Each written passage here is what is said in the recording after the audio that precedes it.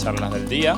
Para ello os presento a Miguel Ángel Higuera, que es veterinario por la Complutense de Madrid, director de la Asociación Nacional de Productores de Ganado Porcino Pograpor desde el año 2012.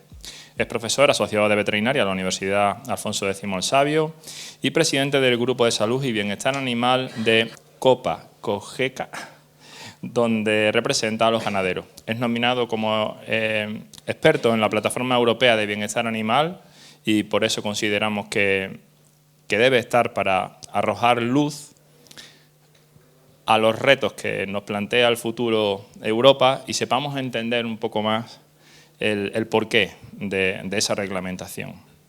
Y participa en los grupos de trabajo de Agri y viene a hablarnos de cómo afrontamos los retos, de dónde viene esa normativa y hacia dónde debemos ir. Con todos vosotros, Miguel Ángel. Gracias. Muchas gracias.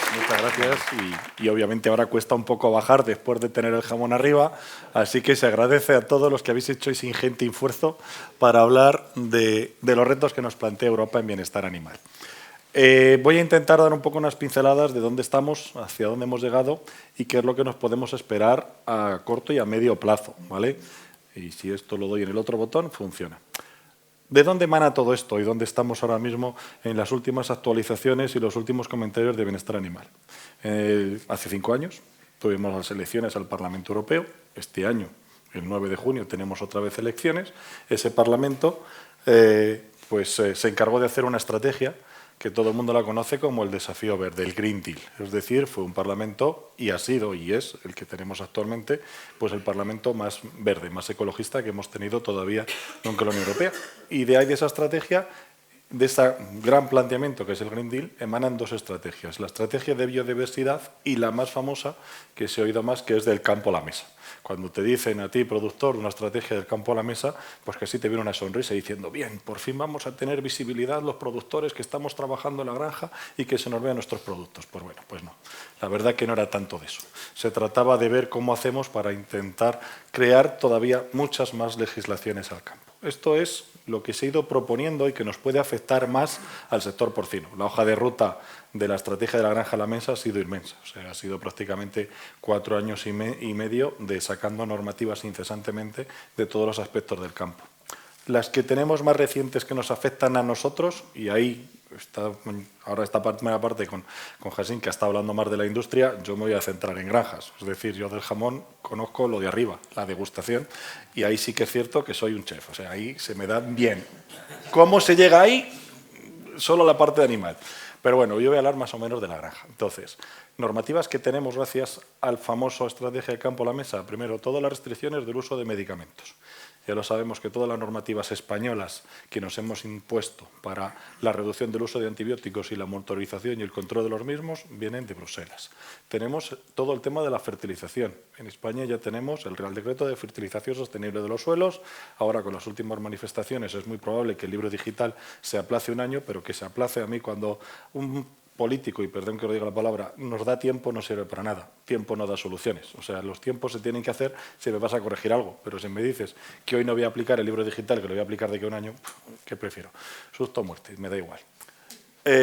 La ley de la restauración de la naturaleza, esta ha sido bastante controvertida, pero sí que ha salido adelante en el Parlamento y eso sí que afecta sobre todo a nivel de cultivos y a nivel de zonas agrícolas.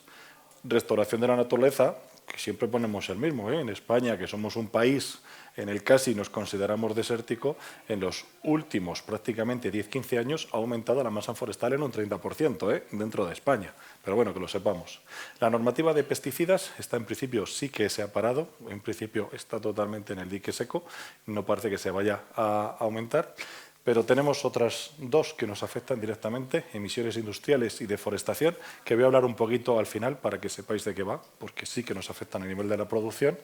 El tema del nitrógeno, esto viene de la directiva de techos y es lo que todos los que tenéis granjas pues estáis sufriendo, entre comillas, con el Ecogan, para saber exactamente cuáles son los niveles de nitrógeno que estamos produciendo.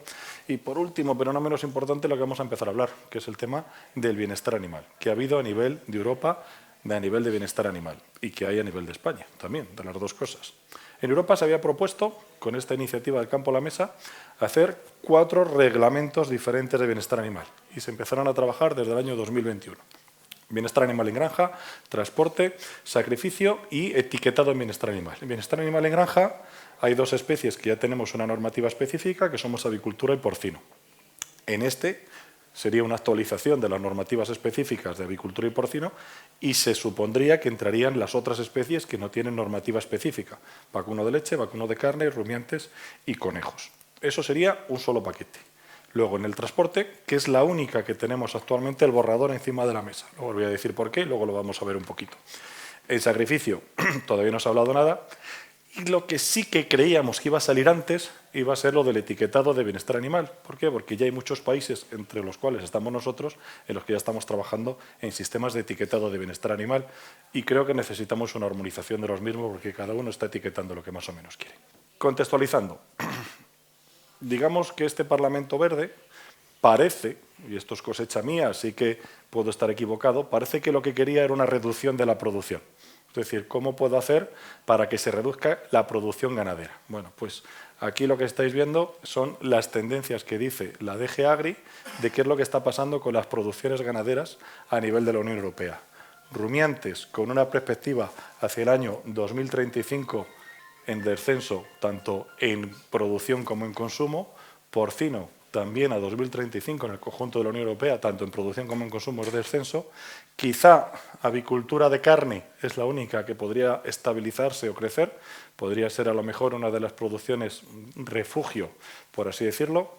A ver, en porcino sí que tenemos un pequeño problema, que no tiene avicultura de carne. Y es que avicultura de carne, digamos que la potencialidad de consumo es la totalidad del planeta. Nosotros tenemos algunas zonas del planeta donde todavía no se consume carne de cerdo por temas religiosos, con lo cual es muy probable que la avicultura sí que sea uno de refugio. Y pequeños rumiantes, la estabilización, pero si veis las gráficas, estamos hablando de que en rumiantes la producción estaríamos hablando de 0,7 y mirar en porcino 28, es decir, obviamente las producciones son bastante diferentes. Todo esto, además del bienestar animal, ha venido impulsado por los animalistas.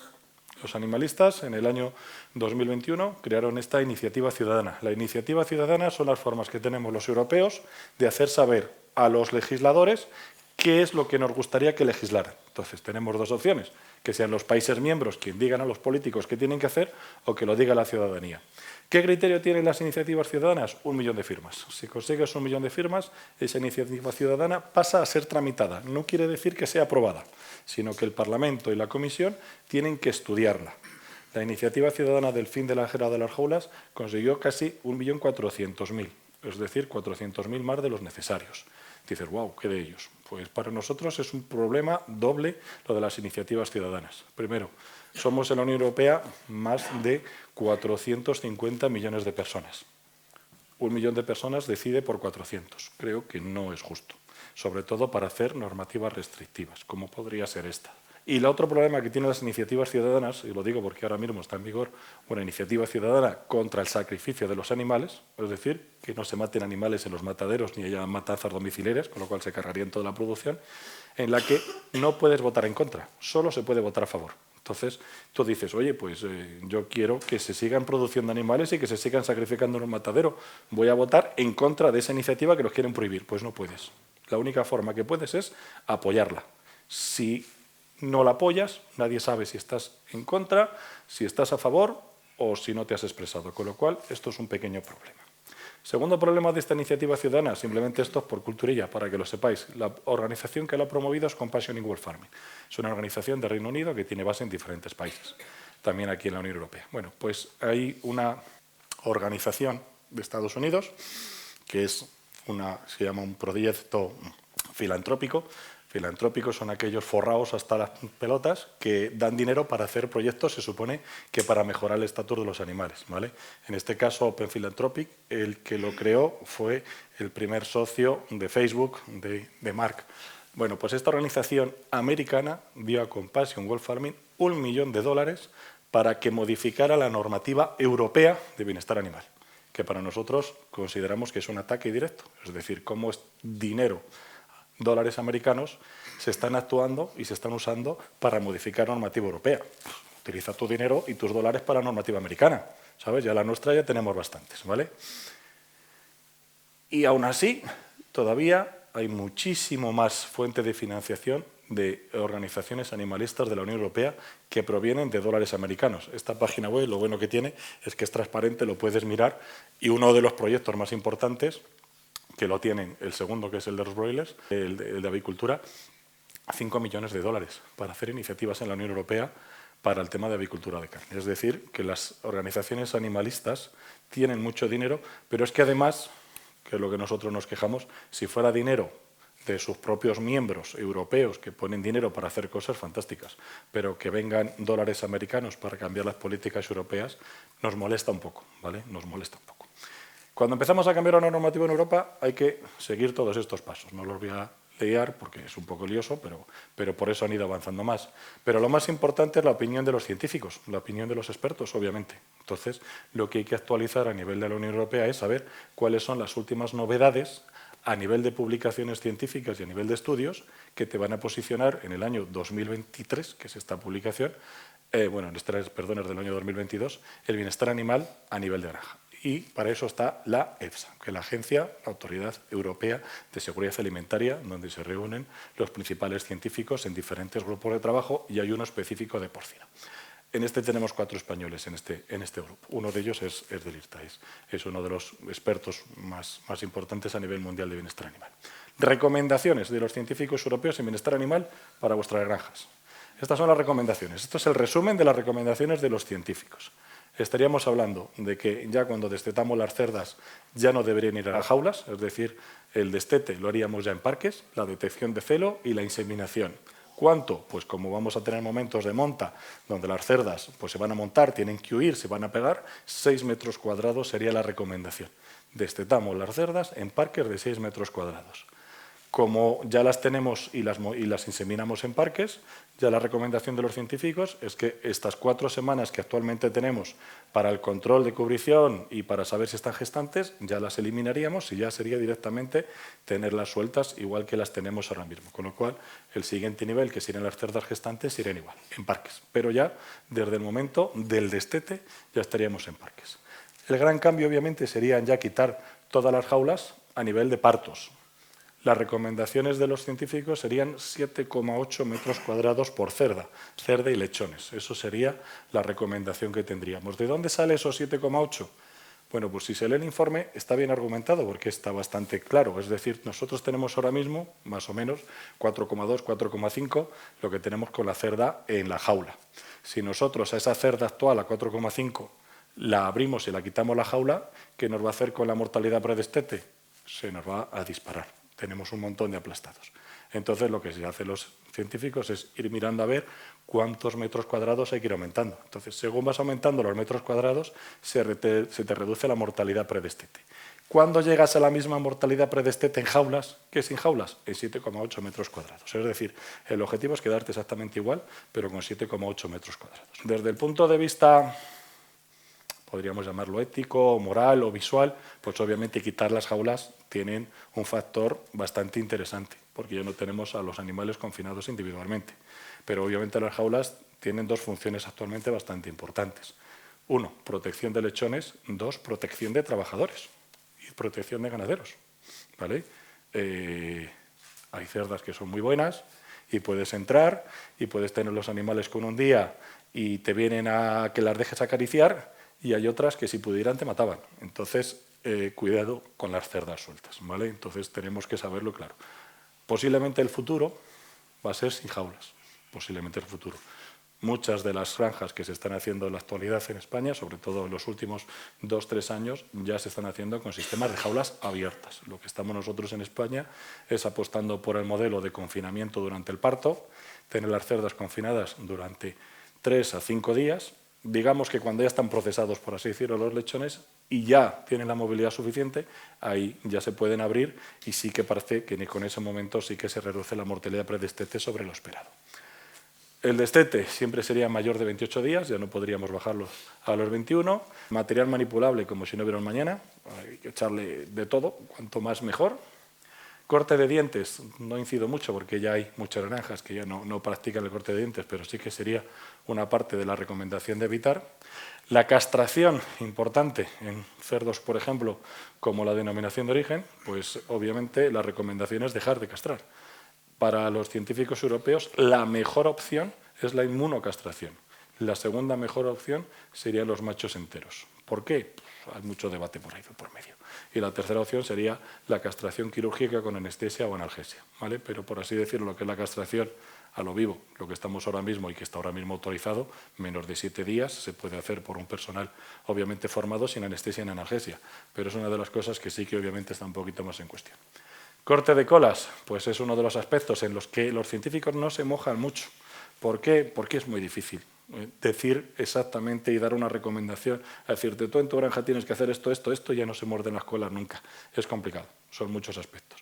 Uno de los aspectos son las densidades. En el informe te dicen que para evitar el corte de colas lo que tendríamos que tener sería una densidad de 157 metros cuadrados por cerdo. A lo mejor no me he explicado bien. 157 metros cuadrados por cerdo. Pero con 1,17 tiramos para adelante, ¿vale? Pero si no queremos que se muerdan, 157 metros cuadrados por cerdo. Ahora mismo estamos en 0,65 para los animales de menos de 110 kilos de peso vivo. Sería pasar de 0,65 a 1,17, con tal de reducir, en principio, según las curvas estadísticas que están planteadas, se reduciría la probabilidad de mordedura de colas a un 85% con estas densidades, ¿vale? Y otro de los aspectos es quitar los emparrillados totales. No quiere decir que se ponga todo en suelo de hormigón, sino que sea parcialmente de hormigón y parcialmente de slat. ¿Por qué? Pues parece que está bastante más vinculado con lo primero, que es el material manipulable. Si nosotros tenemos 100% emparrillado en el suelo, es prácticamente imposible utilizar un material manipulable en suelo, porque va a filtrar para abajo, va a atascar y es imposible. Sin embargo, si tienes 2/3 de sólido y 1/3 de emparrillado de rejilla, pues sí que se podría aplicar algún material manipulable para que cayera en la parte sólida. Con lo cual, no está tan claro que el enrejillado vaya por motivos directos de bienestar animal, sí por manejo de material manipulable. Además, ya sabéis que precisamente en los países cálidos, como en España, el verano, pues es mucho más interesante tener suelos 100% enrejillados que orean más y secan más. Es decir, con lo cual, incluso dentro de la Unión Europea, de norte a sur o de este a este, hay bastantes diferencias. Esto es lo que dicen los científicos. Luego, la Comisión Europea, para hacer una normativa, lo que tiene que hacer es ver lo que dicen los científicos y hacer un impacto económico de lo que dicen para ver si es aplicable o no aplicable. Y para eso, la Unión Europea tiene otras herramientas, que es contratar a empresas específicas. En este caso, contrataron a una de estas multinacionales importantes, que es Ernst & Young. Y estos lo que hicieron fue directamente contactar con los productores de los diferentes países para preguntarnos cuánto costaría hacer todos los cambios que proponen los científicos. A nosotros eso nos asustó bastante, porque nosotros esperábamos que nos preguntaran cuánto cuesta tener la cerda 4 metros, a 5, a 6, a 7, a 8, para poder elegir.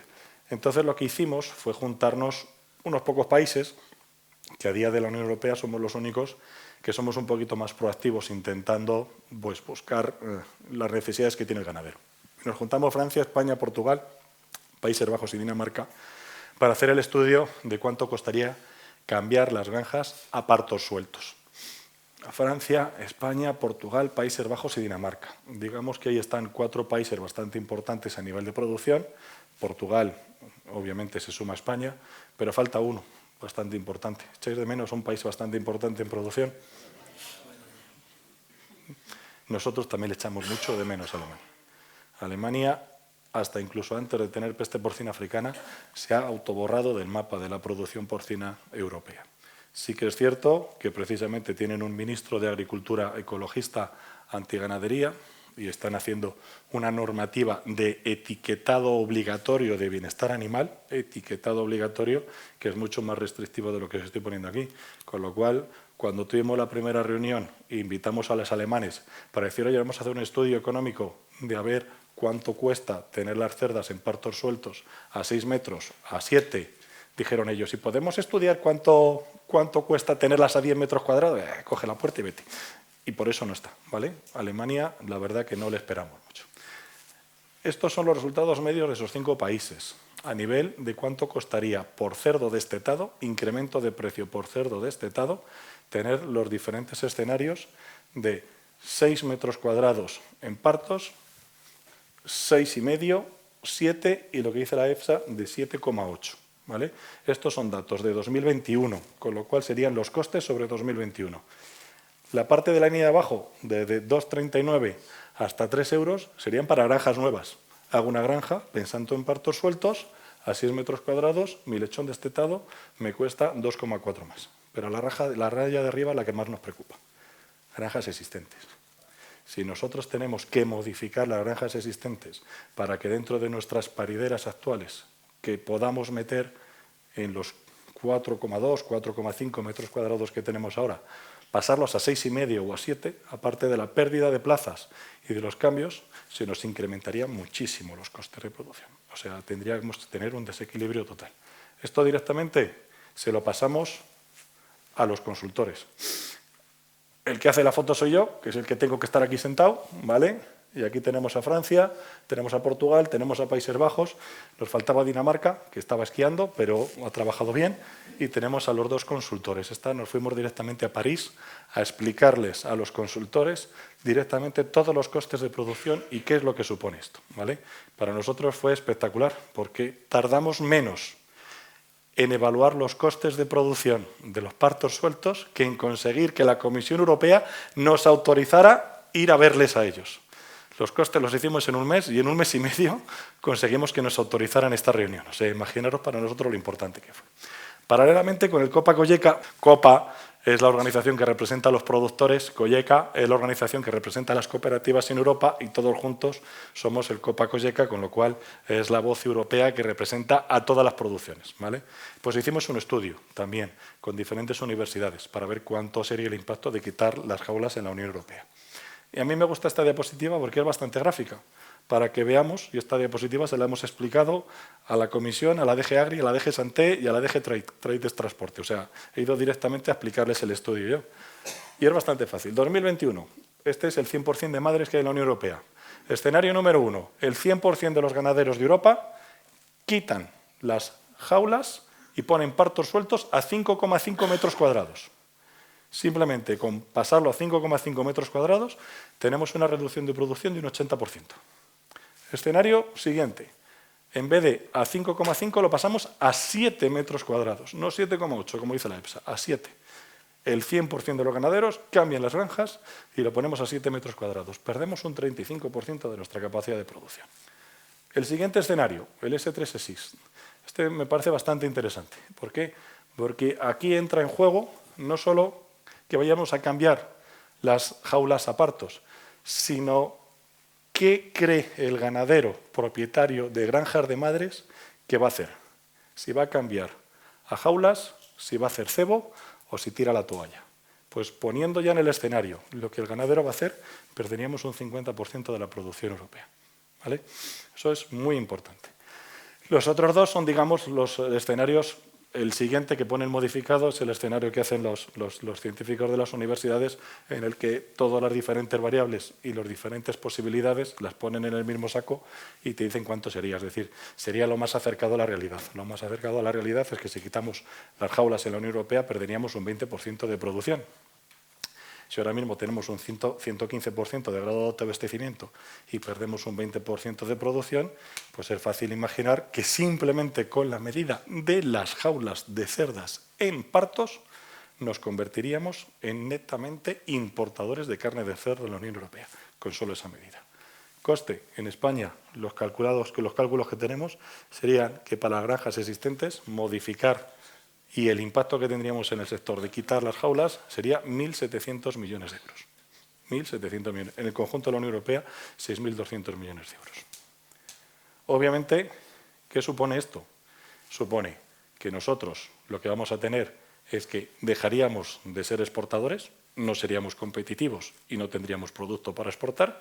El precio no caería más remedio que subiría.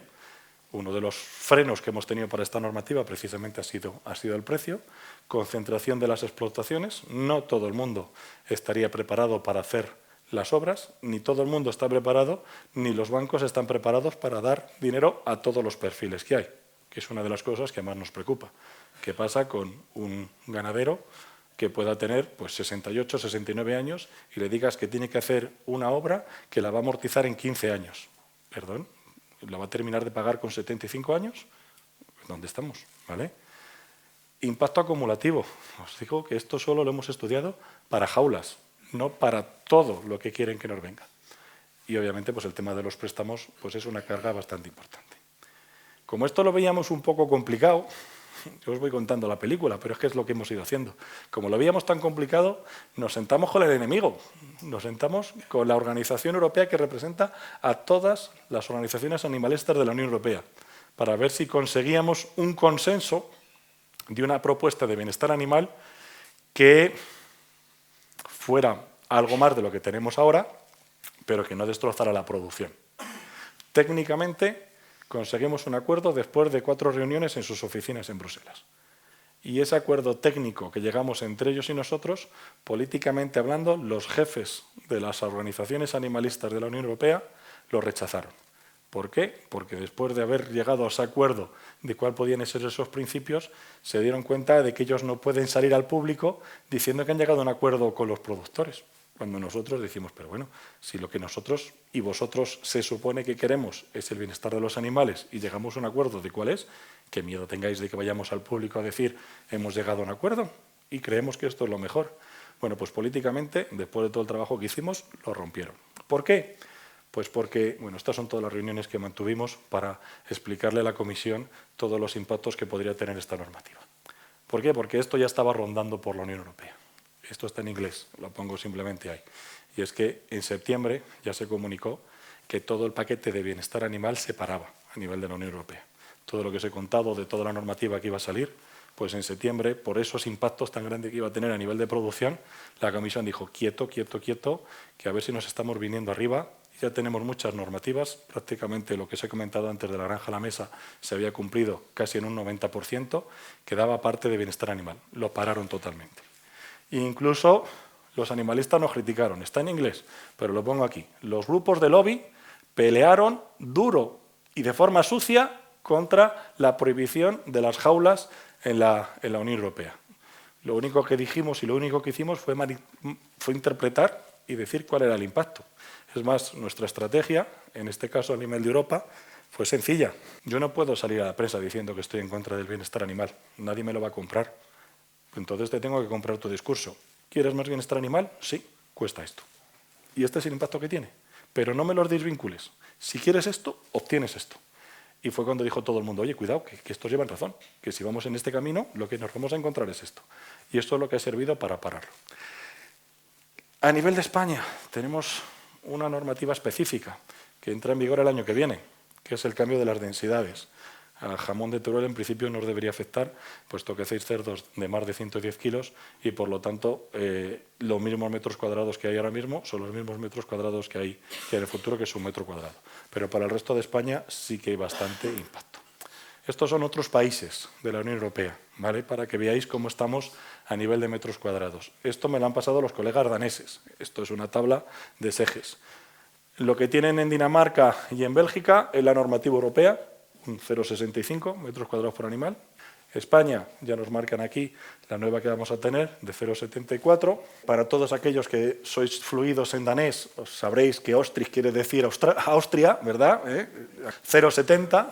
Nuevamente, el danés que tenemos es muy fluido y Tyskland quiere decir Alemania, 0,75, Holanda 0,8, Finlandia 1 metro, Suecia 1,02. ¿Vale? Esos serían los países de la Unión Europea que sí que tienen más metros cuadrados más allá de la normativa europea.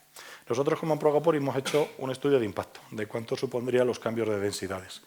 Para ser rápido, os diríamos que en función de cómo se calculen las densidades por cuadra y qué hacemos con los decimales y qué hacemos con los comederos y con los bebederos, podríamos estar perdiendo desde 8 millones de cerdos producidos al año a 3,4, en función de cómo se calculen las densidades en España. Por eso estamos trabajando con el Ministerio, para ver qué opciones podemos hacer. Estas son las propuestas de Amprogapor. La primera propuesta que hemos hecho al Ministerio es derogarlo. ¿Por qué? Porque cuando se creó este Real Decreto era en el 2022, la presión de la Unión Europea era total, Ahora mismo, la presión de la Unión Europea en materia de bienestar animal no es. O sea, no es que diga decir que no es nada, sino que hay otras prioridades. Con lo cual hemos pedido que se derogue. Si no se puede derogar, por lo menos que nos den una moratoria. ¿Por qué? Porque el objetivo que teníamos en estos 2 años era que hubiéramos podido hacer más plazas de cebo para compensar las necesidades que teníamos. Pues todos aquellos que tenéis granjas y que estáis intentando pedir un permiso para hacer una granja, sabréis que 2 años pues no es nada, como dice la canción. Se nos han pasado volando y no conseguimos autorizaciones para hacer granjas, con lo cual no hemos podido compensar la falta de metros cuadrados. Y lo que estamos haciendo es directamente buscar cómo se puede implementar. Lo más, en principio, lo que creo que sí que tenemos es el redondeo, es decir, que si en un corral te da que te caben 11,7 animales, pues 11,7 son 12 y 11,3 son 11. Es decir, para que nosotros cambiemos los números matemáticos a animales. Y tenemos una propuesta encima de la mesa de crear lo que se podría definir como el alojamiento plus. Es decir, un alojamiento específico que tenga unas condiciones mejoradas de bienestar animal más allá de la normativa, entonces en ese alojamiento se podría aplicar una pequeña reducción de los metros cuadrados por animal, siempre por encima de la Unión Europea, pero no llegar a los 0,74. Esto estamos trabajando con el Ministerio y con nuestro equipo de técnicos para ver exactamente qué impacto podría tener, qué alojamiento lo podrían cumplir y realmente si son cumplibles algunos de los requisitos. Por último, de bienestar animal. Lo que sí que tenemos encima de la mesa en Europa es la propuesta de bienestar animal en el transporte. Propuesta. Es decir, todavía ni siquiera se ha empezado a trabajar en Europa. Se empezará a trabajar después de las elecciones. Entonces, las elecciones son en junio, el Parlamento y la Comisión estarán formados en septiembre y empezarán a estudiarlo. Pero, simplemente para que veáis lo que hay puesto ya encima de la mesa y qué impactos puede tener. Tiempos de viaje, reducción a 9 horas para sacrificio. Ahora mismo tenemos 24. Obviamente, pues para la denominación de Teruel no impacta, porque 9 horas obviamente pues, se puede llegar, pero para otras partes de España y otros mataderos que necesitan hasta incluso importar cerdos, sería un problema. Movimientos para vida, 21 horas, y a partir de ahí habría que parar 24 horas. Estamos importando lechones de Holanda que vienen con 23-24 horas. Automáticamente todos los lechones holandeses ya tendrían que parar 24 horas y continuar el viaje hasta España. Es decir, según la Unión Europea y según los científicos, un viaje de 24 horas y que llegue a destino final y los animales ya hayan llegado a granja, es peor que pararles, descargarles, subirles, tenerles 24 horas y que lleguen a destino final tras 50 horas después del viaje. Eso es lo mejor para el bienestar animal. Que tú cojas unos lechones, los pares a las 21 horas, los descargues, los tengas ahí durante 24 horas, los vuelvas a cargar, continúes el viaje y si calculáis son 48 horas de viaje como mínimo. ¿Vale? Pues eso es buenísimo para el bienestar animal y un viaje de 24 horas a granja malísimo, que lo sepamos. Por eso lo han puesto aquí. Otro problema importante para España, temperaturas extremas para la Unión Europea, más de 30 grados. Eso es una temperatura extrema. A ver, yo se lo digo de forma casi graciosa a los compañeros de la Unión Europea. Digo, en España con 30 grados yo voy con Rebequita por si acaso. Digo, ¿qué vosotros decir de 30 grados? Bueno, pues es un problema. 30 grados en cualquier momento del viaje quiere decir que los viajes pasan a ser nocturnos, entre las 9 de la noche y las 10 de la mañana. Si durante el día hay más de 30 grados, en cualquier momento, las previsiones que te dan los observatorios meteorológicos para el día siguiente te dicen que a las 12 de la mañana va a haber 31 grados, ya automáticamente no se te autoriza el movimiento de animales y tiene que pasar a ser por la noche. Y antes de las 10 de la mañana tienen que estar descargados en punto destino esos animales. Lo que implica que en España, obviamente, pues tendríamos un montón de viajes durante mucho tiempo, prácticamente casi durante 4 meses, que se harían en horario nocturno, los, obviamente, conductores trabajando por la noche, el riesgo que tiene y que tiene, obviamente, las cargas y las descargas nocturnas, trabajadores en granja cargando y descargando animales por la noche, y ojo con el matadero, porque el matadero tiene que tener todos los animales descargados a las 10 de la mañana, o una de dos, o empieza a trabajar a las 12, o va a tener un problema de abastecimiento. Es decir, lo de las horas no es para tomárselo de cachondeo, porque modifica muchísimo la estructura de producción. Densidad, menos animales por camión. ¿Cuánto? Un 40% menos. Ahí sí que somos un poquito más críticos con los científicos. ¿Por qué? Porque consideramos que está fantástico las densidades menos cuando tienes una línea recta y el camión no se mueve. Pero cuando vas en curvas, ¿qué hace la carga? ¿Qué hacen los animales cuando van en una curva? Cuando tienes los animales un poquito más densos, como hacemos en un autobús, te apoyas en el de al lado y no pasa nada. Pero cuando estás en un movimiento de un 40% menos de densidad, pues es muy probable que los animales se muevan. Y para el conductor es un problema, porque ya la carga no sería una carga física, sino se equilibraríamos a una carga líquida, porque entonces la carga se mueve y crea tendencias e inercias en el camión, con lo cual es mucho más probable que tengas peligros de vuelque, porque los cerdos se vayan todos a un lado en la curva contraria. Es decir, cuidado con las densidades.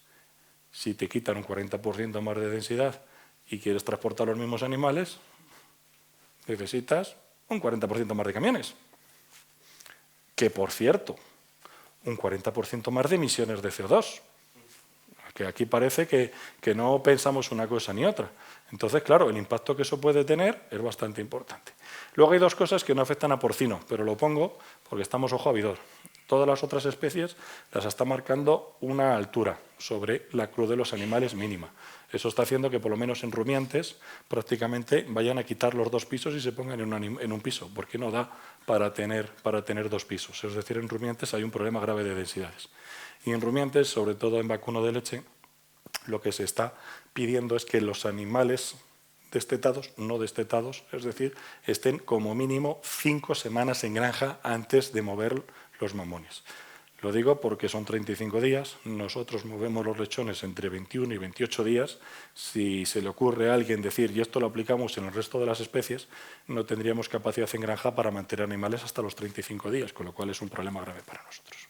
Y ya solo 2 cosas, por allá terminaros de hundir en la miseria. Bueno, entre comillas, porque os digo, esta es la propuesta que hay de normativa de bienestar en el transporte, que es lo que ha sacado la Comisión Europea por presión de los animalistas. Las otras las hemos conseguido parar por coherencia. Estamos trabajando con el Ministerio y estamos trabajando en Europa para también aportar un poquito de coherencia a la normativa de transporte. O sea, posiblemente tendremos una normativa de transporte, pero espero que no sea esta. Lo que sí que tenemos es un cambio en la Directiva de Emisiones Industriales.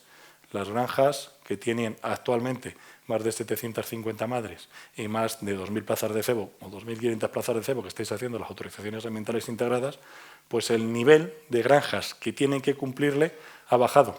Es decir, a partir de que se publique esta normativa y entre en vigor en 2 años, serán todas las granjas de más de 700 madres o más de 1.160 plazas de cebo de 30 kilos. Eso creemos que en España se convertirá en 1.500 plazas de cebo de más de 20 kilos. Problema que nos impacta de lleno sobre nuestros cebaderos de 1.999 plazas o de 2.499. Esos cebaderos que precisamente se hacen para no tener que cumplir la normativa de emisiones industriales nos fuerzan de lleno a entrar en ella. Con lo cual, para nosotros realmente es un problema bastante importante. En Aragón lo hemos pedido al Ministerio cuántos serían las granjas que nosotros podríamos tener a mayores de las que tenemos actualmente.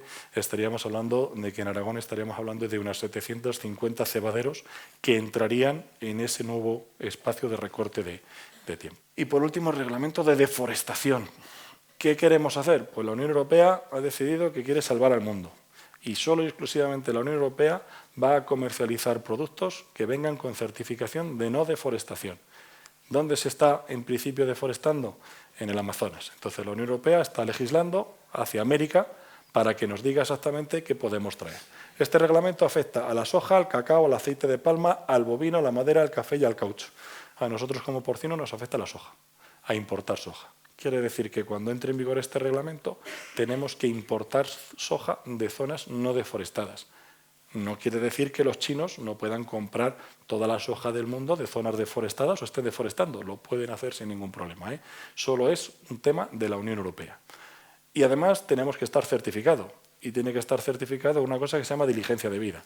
Y en esa diligencia de vida se tiene que identificar la parcela que se ha cultivado con esa soja para demostrar que esa parcela no viene de una zona deforestada para ser cultivada con soja, y esa información de esa parcela se tiene que respetar desde que se cosecha, se mete en el camión, se traslada a puerto, en el almacén del puerto, vamos a llamarle de Brasil, se carga en el barco llega a España, lo bajamos en Tarragona está identificada la parcela que se sembró esa soja y de ahí la cargamos en el camión y la llegamos a la fábrica de pienso. Eso es lo que nos obliga, una locura, ¿vale? Una absoluta locura.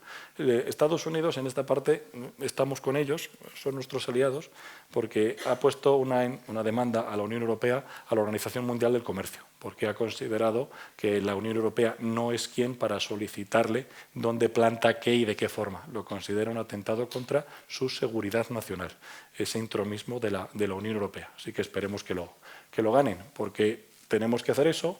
Hay que hacer una evaluación del riesgo de las zonas deforestadas. En la evaluación del riesgo, los que importan la soja tienen que mirar si hay alguna declaración de los indígenas de la zona que estén en contra o a favor de que si se tala no se pongan. Entonces, dentro de la evaluación de riesgo tiene que venir un informe de la comunidad indígena correspondiente, ¿vale? Viene en la normativa, es que entonces hay que ir allí y solicitarle que dentro de tu diligencia de vida las comunidades de los indígenas te digan lo que opinan sobre esto. O sea, es bastante importante.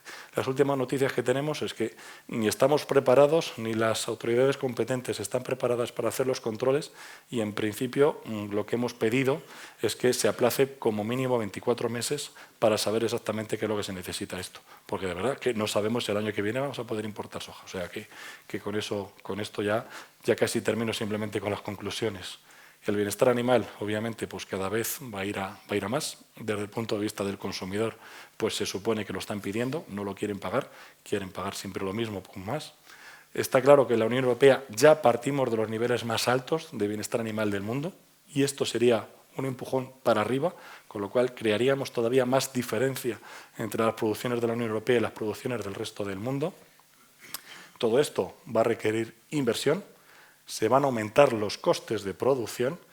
Si nosotros aumentamos los costes de producción y damos más metros cuadrados a los animales, tenemos unos mayores costes para producir menos. Por lo tanto, tarde o temprano, que es lo mismo que está pasando ahora mismo con una reducción de la producción, se van a trasladar los costes, no porque se haga de forma directa, porque faltan cerdos. Entonces, todo esto va a ir vinculado a que va a hacer un déficit a nivel de producción. Por lo tanto, el consumidor lo tendrá que pagar. Es lo que ha servido ahora mismo para la normativa, que saben que tarde o temprano el consumidor lo pagará.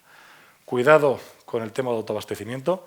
Estamos muy orgullosos exportando y dando de comer al mundo. Cuidado si es el resto del mundo el que nos tiene que dar de comer a nosotros, ¿eh? Cuidado. Entonces, para nosotros eso es bastante importante. Y que no podremos, bajo ningún concepto, aplicar la misma normativa estrangulante que tenemos nosotros aquí a los productos que importemos, con lo cual, la verdad que nos estamos pegando un tiro en el pie. Es decir, si no somos capaces de obligar a los productos que quieran comer los europeos a tener las mismas condiciones que los nuestros, ¿qué narices estamos haciendo? Y sabemos que no lo vamos a poder hacer. Si luego tenéis alguna pregunta en el debate con Pedro, las hablamos. Muchas gracias.